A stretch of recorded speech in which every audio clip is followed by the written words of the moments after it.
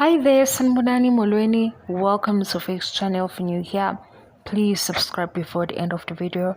If you're returning, thank you for love and support.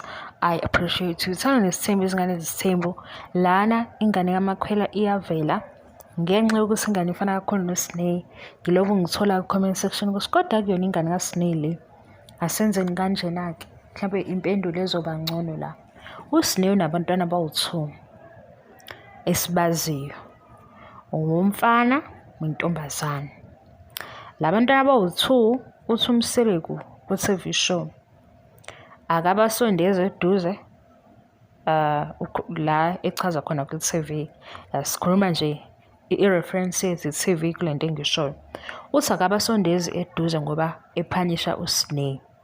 Uma engabasondezi eduze kakhulu ngoba ephanisha uSneh, uSneh uzozwela maselungisa indlela zakhe.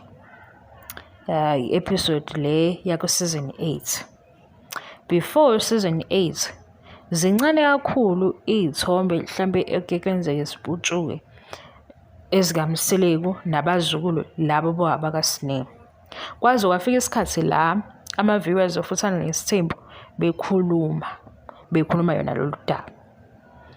Manje-ke mase siswa lo ovela amanzi ngoba efana noSneh ukuthi sikholwa ukuthi uGababa uMseleku ziningana izithombe akufani nalezi zabazukulu ababili. Kanti futhi ke uMseleku unento yokuthi makunento uSneh ayenzayo indlela ayi-approacha ngayo ayijwayelekile ukuthi ibe nokuba warm, uba cold. Khona si-understand ukuthi umzali kufanele athethe nani. So kungaba strange ukuthi manje kukade siphuma ku-TV show kukhona okungathi bekukhona mase eba nomzukulu oyedwa kaSneh ashutha nayo njalo. Ilana kusibona khona ukuthi ingane kaMakhwela ifana noSneh ngoba uSneh usiswayo. Ngicabanga ukuthi le mpendulo izokwenelisa. Mawuqhathanisa ngokwe-social media zincane izithombe zikaMseleku nabazukulu bakhe laba bakaSneh. Manje ke mawusola ukuthi ke ngane kodwa ngathi ekaSneh ngoba ifana noSneh, mhlambe-ke mawukuthi unjalo ngabe-ke sekushintshile izinto. Ube nomzukulu ke mhlambe okokuqala okaSneh ashutha naye njalo.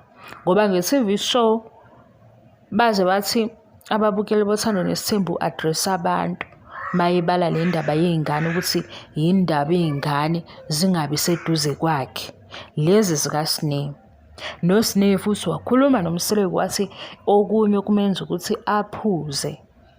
Nakuba-ke phela kungasona isizathu esi-right. Wathi okunye kumenza ukuthi aphuze uyebona ukuthi iy'ngane zakhe abazukulu bakaMseleku akabasondezi kakhulu. Wakuchaza-ke lokhu uMseleku.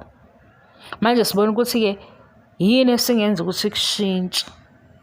Le ngane-ke sesiya-conclude eyamakhwela ngoba la ivela khona uMseleku uyashutha naye. Incane ikhula ngoba sithe ukukhula kancane. Siyabona ukuthi ishutha nobaba wayo. Masiqhathanisa nabazukulu kumfana nentombazane kaSneh ngoba zikhona izithombe kodwa ziyabaleka. Lo sibonile season 8 ephela ubemphethe ngesandla. Sabona nje izithombe sesingayibala manje. Masiyibala lezi izithombe zale ngane encane kanye nezithombe zaMseleku noThando uyawubona umehluko. Wekazi bengaqondile ukukhuluma kakhulu bengiphendula lo mbuzo ngoba niyawuveza njalo. Ingane ifana nosiswayo. Mina ngiyakholelwa ukuthi eyamakhwela ngoba ngambona uMakhwela kwenye episode. Nakuba le episode kwakuyile ngithi hayibo iphi remote ngambona mina kwenye episode behleli kwenye indawo noMseleku sathi hayibo uyabo sabona ukuthi uyabo sayibona i-episode enjalo. Sayibona futhi episode la eveza khona istick lesi esivezayo ukuthi olayini ababili basho pregnancy. Uyabo. Manje ingane ngeke ukuthi manje sekunomzukulu okaSneh wokuqala ashutha naye kaningi kanje. Hayi futhi ijikile izinto guys. Kodwa nje i-obvious lento owakhe lo mntwana ukaMakhwela. Seke washuza futhi nakwezinye indawo la sabona khona ukuthi ukubo kaMakhwela. Ayithi shukele lesi video bengiphendula le comment ukuthi hayi le ngane ekasine, what if ekasine.